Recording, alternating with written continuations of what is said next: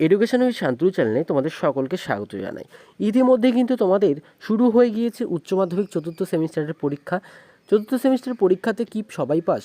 সবাইকে কি পাস করিয়ে দেওয়া হবে এটা বলে দেবো, কিন্তু পাশাপাশি উচ্চ মাধ্যমিক চতুর্থ সেমিস্টারে কত পেলে পাস করবে, অর্থাৎ পাস মার্ক কী রয়েছে বা গ্রেস কী রয়েছে, তো সেই সমস্ত কিন্তু বলে দেবো।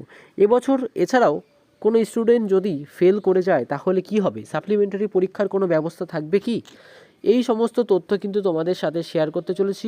তো ভিডিওটি তোমাদের জন্য কিন্তু খুবই গুরুত্বপূর্ণ হতে চলেছে। চ্যানেলে যারা নতুন রয়েছে তারা কিন্তু চ্যানেলটিকে অবশ্যই সাবস্ক্রাইব করে দেবে। প্রথমে বলি, উচ্চ মাধ্যমিক ফোর্থ সেমিস্টার পরীক্ষায় কত নম্বর পেলে পাস করবে।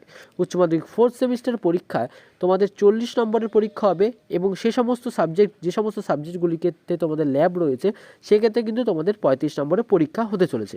যেগুলি 40 নম্বরের পরীক্ষা রয়েছে সেগুলিতে পাস মার্ক রয়েছে কিন্তু 12, অর্থাৎ 12 নম্বর পেলে কিন্তু তুমি পাস করে যাবে। আর যে সমস্ত সাবজেক্ট রয়েছে 35 নম্বরে সেগুলিতে কিন্তু তোমাদের 10.5 পেতে হবে, অর্থাৎ তোমাদের কিন্তু 11 পেলে কিন্তু তোমরা পাস করবে।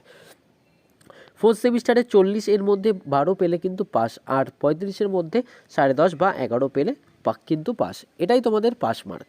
এবার বলবো, উচ্চ মাধ্যমিক ফোর্থ সেমিস্টার কি সবাই পাস করিয়ে দেওয়া হবে?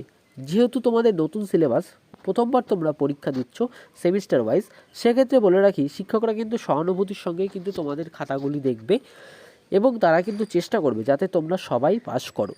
তোমরা যদি সমস্ত প্রশ্নের উত্তর লিখে আসো তাহলে কিন্তু তোমরা অবশ্যই পাস করবে। এবার যদি কেউ ফাঁকা খাতা রেখে আসো তাহলে কিন্তু তাকে কোনোভাবেই পাস করানো সম্ভব নয়।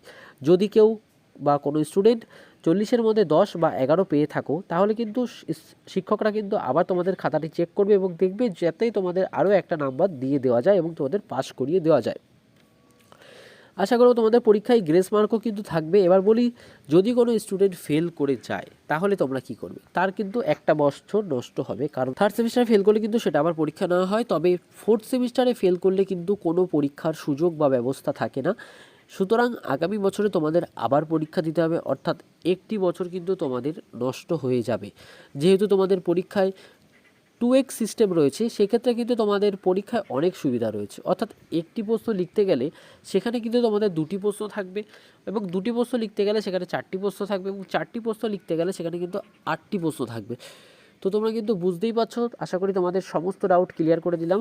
তো ভিডিওটি তোমাদের কেমন লাগলো তা কিন্তু অবশ্যই জানাবে। চ্যানেল নতুন হয়ে থাকলে চ্যানেলটিকে অবশ্যই সাবস্ক্রাইব করে দেবে এবং তোমরা যদি চাও 12-এর পর কোন কোন স্কলারশিপের জন্য আবেদন করবে সেই সমস্ত স্কলারশিপের ভিডিও কিন্তু আমি বানিয়ে রেখেছি, তোমরা কিন্তু সেখানে যাও, প্লে লিস্ট চেক করে কিন্তু সমস্ত ভিডিওগুলি সেখান থেকে দেখে নিতে পারো এবং বন্ধুদের মাঝে কিন্তু এই ভিডিওটিকে অবশ্যই শেয়ার করে দেবে যাতে তোমার বন্ধুরাও এই বিষয়ে জানতে পারে।